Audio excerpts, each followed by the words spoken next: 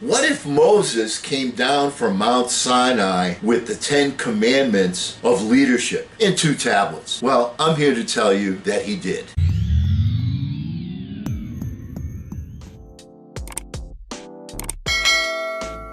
Hello again, everyone. I'm Eli's dad with Project Eli, where we educate, lead, and inspire.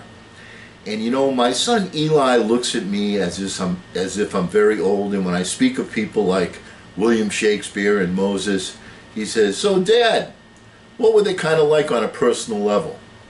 Well, Eli, I actually did know Moses. That's how old I am. And he did come down from Mount Sinai with 2 tablets with the 10 commandments of leadership. And I thought that I would share those with you today. I was inspired by a video I saw from a gentleman that I have communicated with who has a channel, the Entrepreneur's Entrepreneur, Armin Rao, and I'm going to kind of use what he said as a basis, but we've gone over these things before, but it's good to go over the exact writing on the tablets. Now, the first thing that you need to know about leadership is that you as the leader are there to serve and not to be served. You'll remember that, as an example, Moses led the people for 40 years, but he himself did not get to go into the promised land. So he was there to serve and not to be served.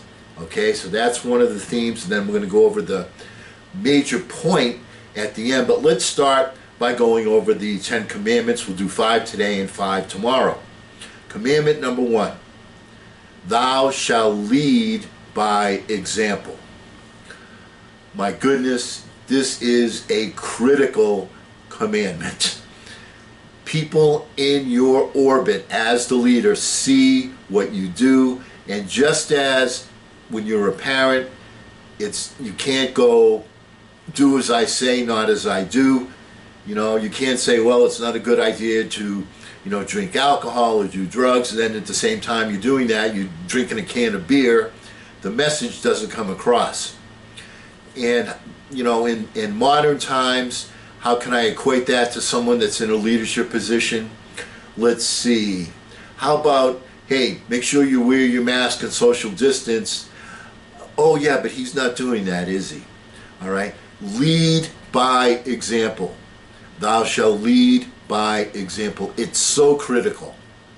The people on your team, in your company, will actually assume your personality.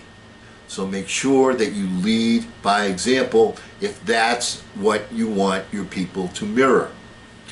Second commandment, thou shalt deliver on your promises. The key element for all of these commandments is to develop a relationship of trust between leadership and the people that are following the leader. One of the key elements, or perhaps the key element of that, is to deliver on your promises. So, as an example, how many times have you had, as a parent, something come up with your child, but you made them a promise, and then something came up to kind of get in the way of that, but you went out of your way to deliver on that promise, because when you made your promise, you want your child, you want your children, you want your followers to be able to trust you. You've got to deliver on your promises. Key point. Third commandment, thou shalt stretch your people.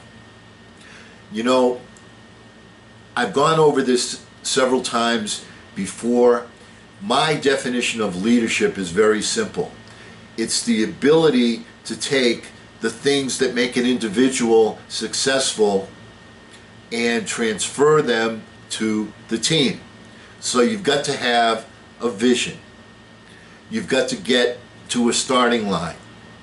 You've got to look at failure as feedback. I mean, all of these different things, all of the elements that make someone successful as an individual also have to be applied to the team. And if you're able to do that, then your team is going to be successful. one of those components is to stretch yourself as an individual to do just a little bit more, have your grasp exceed your reach.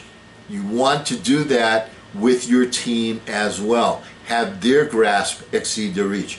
You want to make sure that their vision, what they see they need to do today, is going to stretch them just a little bit beyond their comfort zone. Not too much, but just a little bit beyond their comfort zone so they can see themselves doing it.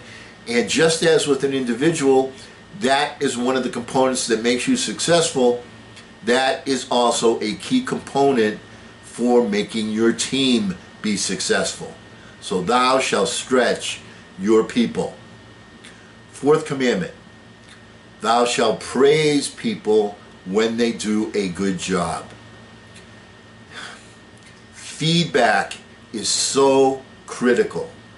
Feedback is so critical for two reasons. Number one, positive feedback when you tell people you're doing it, hey, that's a great job, super job, keep it up. You are creating certainty with them that they are doing things correctly. And people like to be complimented, and when you tell them they're doing things correctly and you want more, more, more, they're going to want to give you more, more, more. Second part of this is you need to understand that when you're giving feedback, the proportion of positive feedback to negative feedback should be at least 5 or 6 to 1 in favor of positive feedback. How many places, how many workplaces do the bosses, do the leaders, do the managers only communicate with the masses when there is something negative to say? How do you suppose that works? Well, they say, uh-oh, here he comes or here she comes, what did I do now? As opposed to when you approach somebody and communicate with them and you're giving them positive feedback, then you are becoming a part of the team. The person in charge is saying, hey, super job, you're part of the reason that we are making the progress that we're making. I want to thank you. Please keep it up.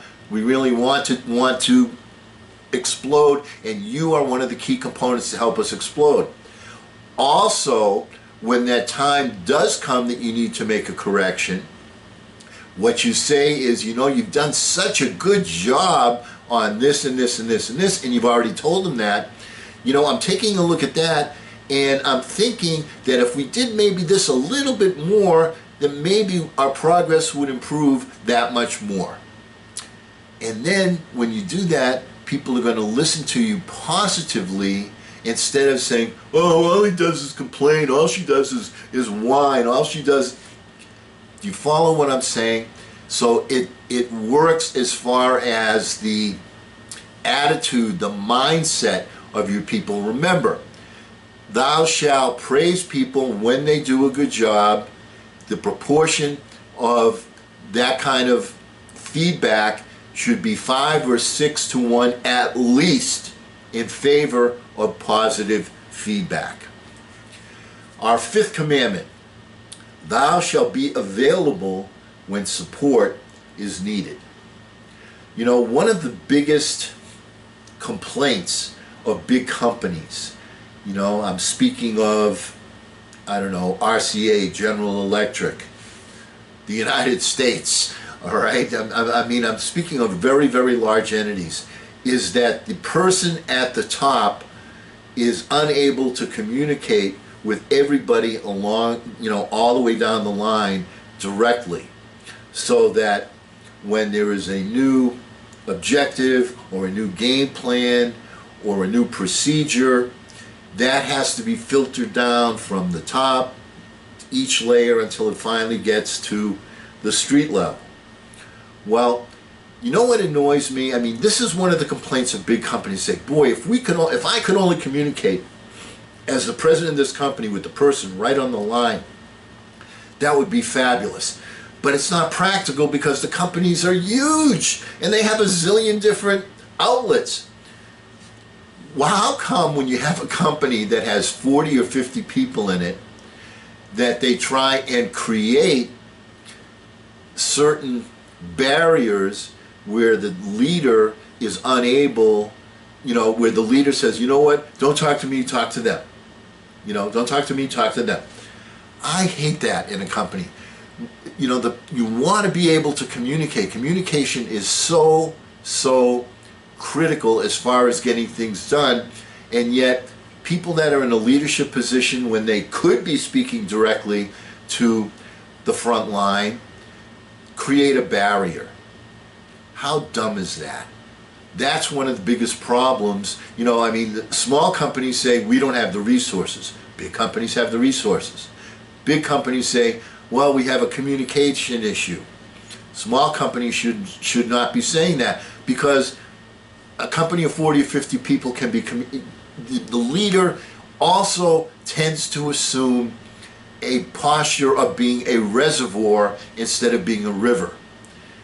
Get out of your office. When you're the reservoir, people will come by, knock on your door. You know what?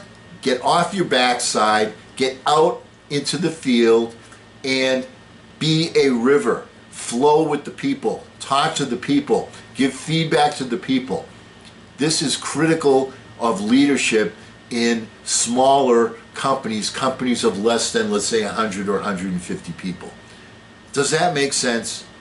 All right, so we've given you the 5 laws from the tablets of leadership, the 10 commandments of leadership.